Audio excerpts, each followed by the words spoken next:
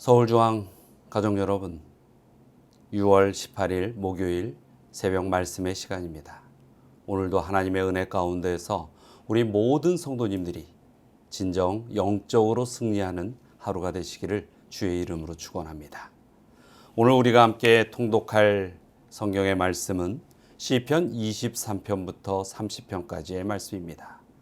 먼저 그 말씀들의 간략한 개요를 보면 시편 23편은 내 영혼의 목자, 24편에서는 만유에 충만한 영광에 대하여, 또 시편 25편에서는 여호와를 앙망하는 것, 26편에서는 경건한 자의 탄원에 대한 말씀이 있습니다. 그리고 시편 27편에서는 승리의 확신에 관한 말씀들이 기록되어 있고요.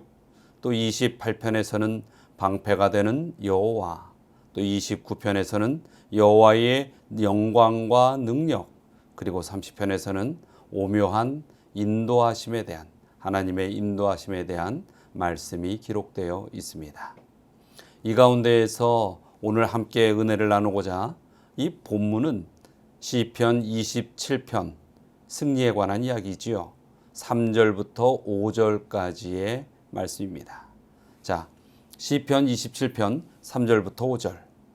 군대가 나를 대적하여 진칠지라도 내 마음이 두렵지 아니하며 전쟁이 일어나 나를 치려 할지라도 나는 여전히 태연하리로다.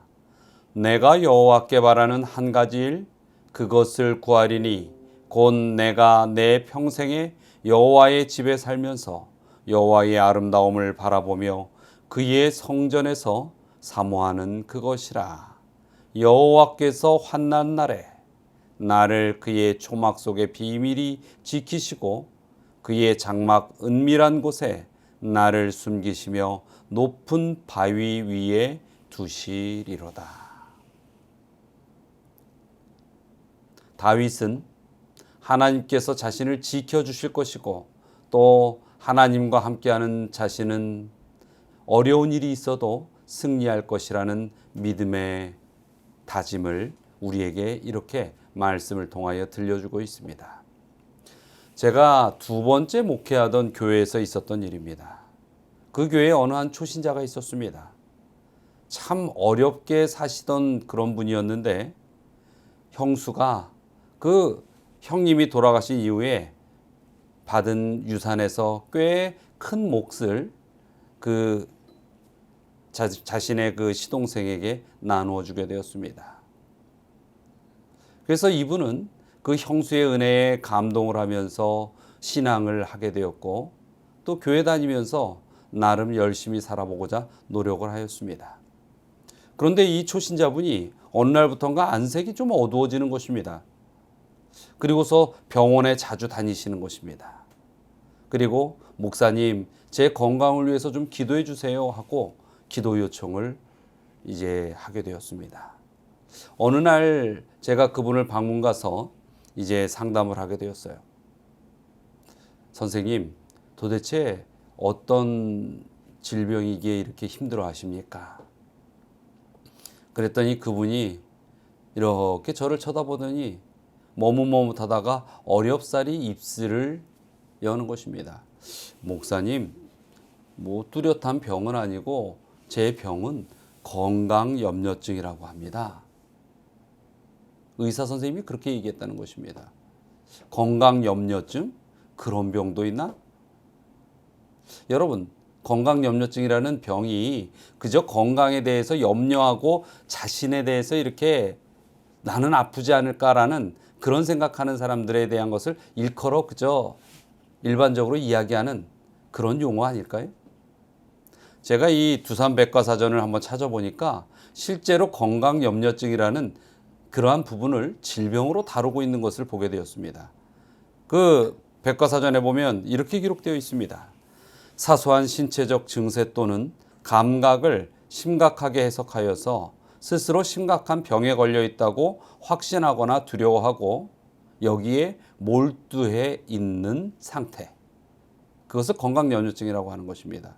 또 거기에 대해서 이렇게 설명을 하고 있는 내용을 보면 식은땀, 기침, 체한 것 등 가벼운 증세를 너무 확대 해석하여 악성 종양, 심장병 등 심각한 질병에 걸린 것으로 생각하며 이로 인해 불안해하거나 공포심을 가지고 있다.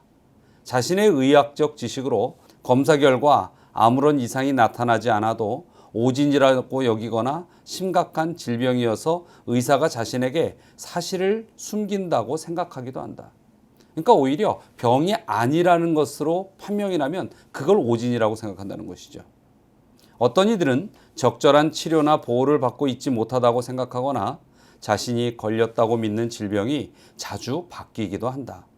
보통 이 증세로 인해 사회생활 또는 경제활동을 하는데 지장이 있으며 6개월 이상 지속될 때 건강염려증으로 진단한다. 실제로 이 건강염려증이라는 질병을 인정한다는 것입니다. 그런데 중요한 것은 그런 건강염려증이 정신적인 이 연약함에서 오는 질병이라고 본인 스스로가 생각하지 않는다는 것입니다.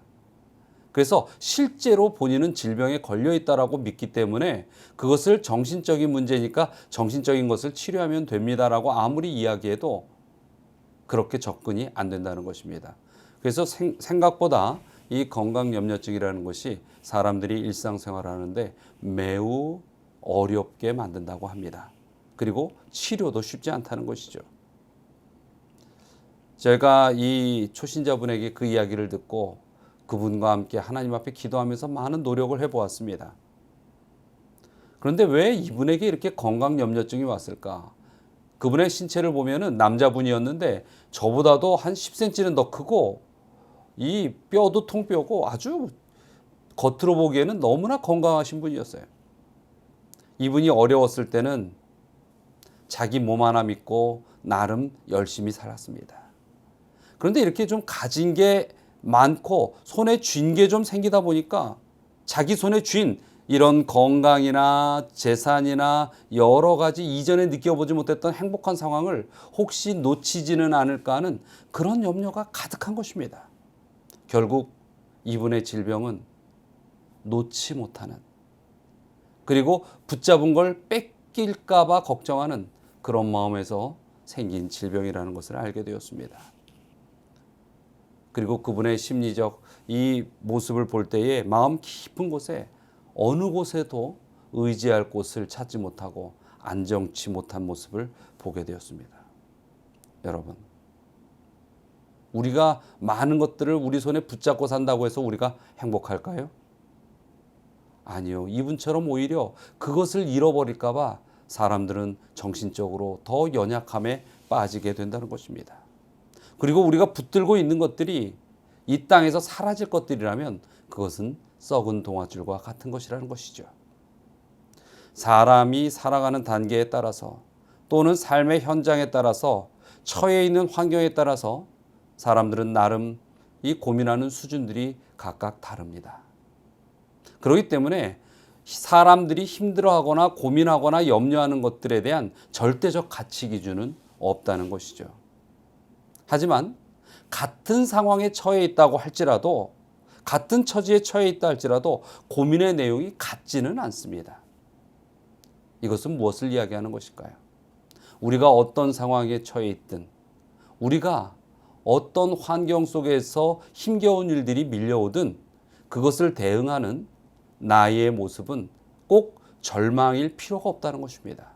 아니, 정말로 그것을 해결할 수 있는 의지와 이 믿음의 영역이 없는 사람들은 쓰러질 수밖에 없지만 하나님을 신뢰하고 믿는 사람들에게 있어서는 그러한 상황이 올지라도 흔들림 없이 다시 오토기처럼 일어나는 그런 모습을 볼 수 있다는 것입니다. 그래서 이 같은 고민이라도 극복하는 양상이나 그 힘의 크기는 매우 다르게 사람마다 나타나는 것을 우리는 보게 되는 것입니다.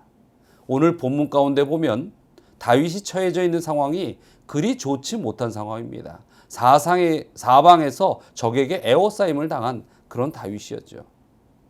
그런 상황을 오늘 이 시편 27편의 2절 3절에 보면 말하고 있는 것입니다. 2절에 보면 악인들이 내 살을 먹으려고 내게로 왔으나, 그리고 3절에 보면 군대가 나를 대적하여 진칠지라도 이렇게 이야기하고 있습니다. 수많은 대적들이 이 다윗을 애워싸고 고통 중에 몰아가고 있는 상황이라는 것이죠.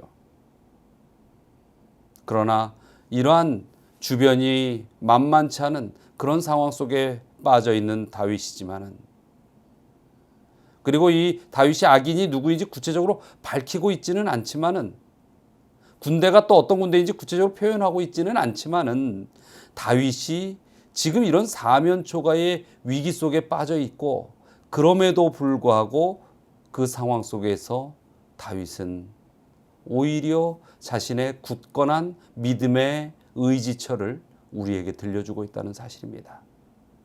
자, 다윗이 이 위기를 극복하는 방법을 우리에게 어떻게 보여주고 있습니까? 4절에 보면 다윗은 하나님에게로 희망을 구합니다. 여호와의 집에 거한다라는 표현을 하죠. 이 구원에 대한 바람, 영원히 하나님과 함께 사는 그 삶, 그것은 바로 언약, 구원의 소망인 것입니다.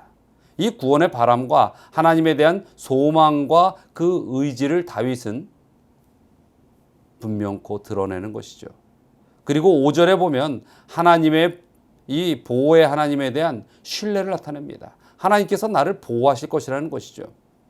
로마서 10장 9절의 말씀을 보면 내가 만일 내 입으로 예수를 주로 시인하며 또 하나님께서 그를 죽은 자 가운데서 살리신 것을 내 마음에 믿으면 구원을 받으리라.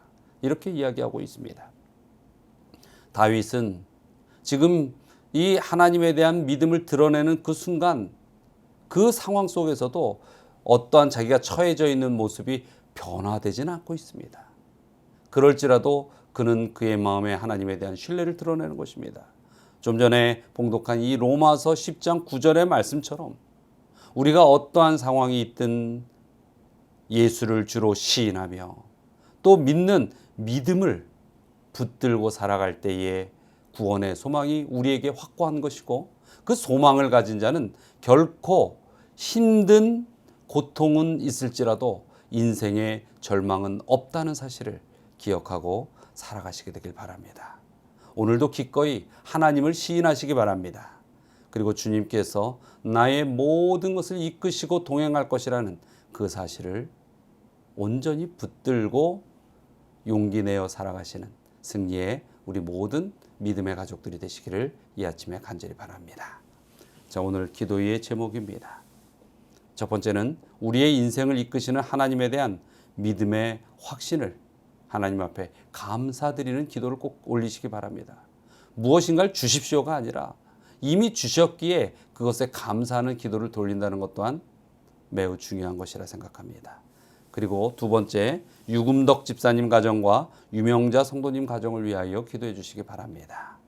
자, 다 함께 마음 모아 기도하겠습니다.